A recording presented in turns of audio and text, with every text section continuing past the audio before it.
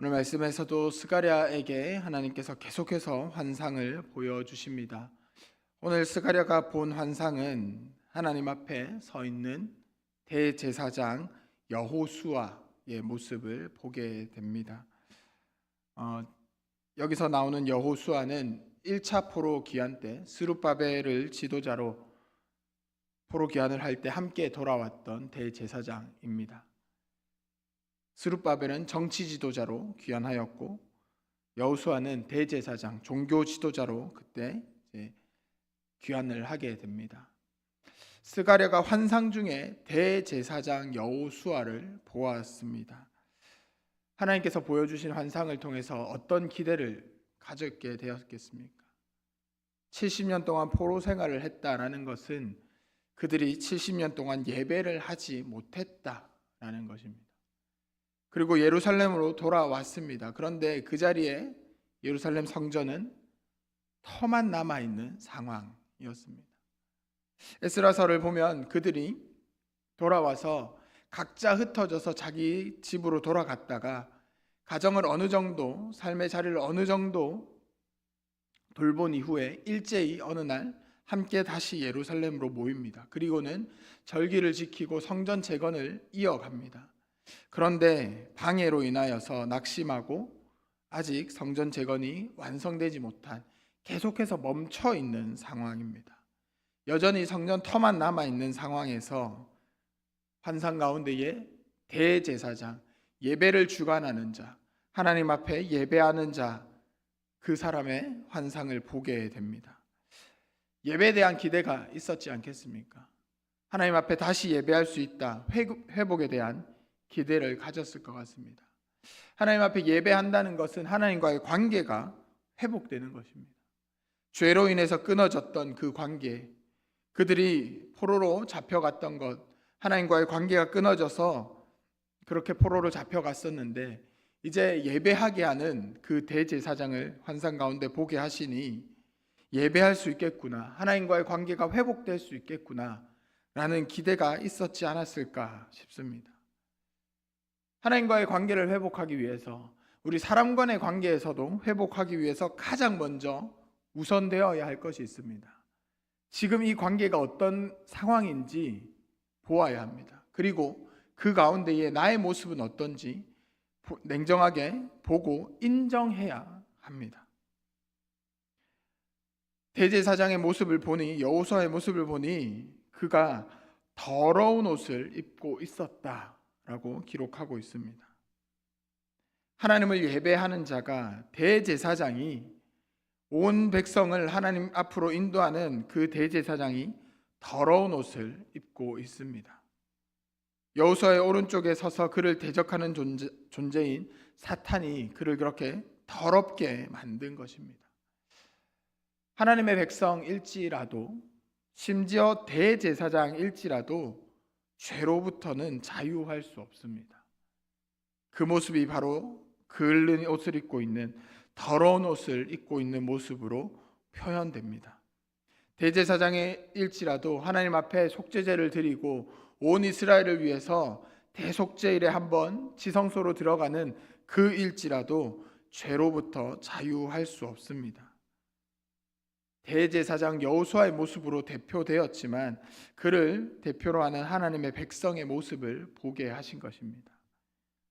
이방과의 동맹으로 인해서 하나님으로부터 돌이켰던 그들, 다른 것들을 의지했던 모습들, 그 역사를 돌이켜보게 하십니다. 우상 숭배했던 것들을 돌이켜보게 하십니다. 이제 돌아와서 하나님의 전을 지어야 하는데 그것보다 자신들의 삶에 집중했던 그 모습을 보게 하십니다. 포로 귀환이 일어날 때에, 1차, 2차 포로 귀환이 일어날 때에 그 자리에 계수한 인원들의 모습이 에스라서에 나타납니다. 레위인들의 숫자가 현격히 매우 적었던 모습을 볼 수 있습니다. 예배하는 것을 매우 중요하게 생각했던 레위인들이 하나님의 성전을 재건하기 위한 그 귀환의 발걸음에 동참하지 않았던 모습들이 나옵니다. 포로지였지만, 바벨론으로부터 포로로 잡혀갔지만 이제 페르시아로 바뀌면서 페르시아가 인정해줬던 것, 그들의 사유재산도 인정해주고 문화와 종교도 인정해 줍니다. 그 일환으로 고향으로 돌아가도 좋다라는 포로 귀환 칙령이 내려진 것입니다. 포로의 자리지만 70년 동안 살아왔다 보니 그 자리가 이제 삶의 터전을 갖추고 살아가고 있었습니다. 그런데 정부가 바뀌었습니다. 사유재산도 인정해 줍니다. 문화도 종교도 인정해 줍니다. 어쩌면 다시 처음부터 이뤄내야 하는 예루살렘으로 돌아가는 것보다 그 자리에 있는 게 삶을 살아가기엔 훨씬 편했을 수 있습니다. 그래서 레위인들도 그 자리에 나오지 않았던 것이죠. 그 모습들을 돌이켜 보게 하십니다. 더러운 옷을 입고 있던 모습, 그것을 통해서 여전히 남아있는 죄악의 모습을 돌아보게 하십니다. 그런데 오늘 말씀에 보면 하나님께서 그 죄악된 모습을 향해서 하시는 책망이 여호수아를 향하지는 않습니다. 하나님의 책망은 그 옆에 있는 사탄을 향하고 있습니다. 죄 가운데 넘어지게 했던 그 사탄을 향하여 하나님께서 책망하십니다. 하나님의 백성 여호수아가 아니라 죄 가운데 더러운 옷을 입고 있는 여호수아를 책망하는 것이 아니라 그 옆에 있는 사탄을 책망하고 있습니다. 우리가 하나님 앞에 죄 가운데 거하는 모습으로 더러운 옷을 입고 있을지라도 하나님 앞에 나아온다면, 주님 앞에 나아온다면 하나님께서는 우리의 죄를 물으시는 것이 아니라 우리가 나오는 그 모습을 보고 회복해 하십니다. 우리를 넘어지게 했던 그 사탄의 그 죄의 멍에로부터 끊어지게 하십니다. 그것이 하나님의 부르심이고 그것이 하나님의 사랑입니다. 주님께서 그렇게 사탄을 책망하시면서 이제 여호수아를 새로운 모습으로 변화시켜 주십니다. 그의 더러운 옷을 벗기시고 아름다운 옷을 입혀 주십니다. 죄로부터 더러워진 그 모습, 그 삶의 자리를 하나님께서 품어 주십니다. 죄악을 제거하겠다라고 하십니다. 그리고는 스가랴가 이제 요청합니다. 정결한 관을 씌워 주십시오. 그러니 정결한 관마저 씌워 주십니다. 이제 그가 있는 자리가 사탄의 오른쪽이 아니라 여호와의 천사 곁으로 옮겨지게 됩니다. 이게 우리의 모습입니다. 죄인으로 살아가는 우리가 하나님 앞에 나아왔을 때에 주님께서 더러운 옷을 벗기시고 하나님의 아름다운 옷을 입혀주십니다.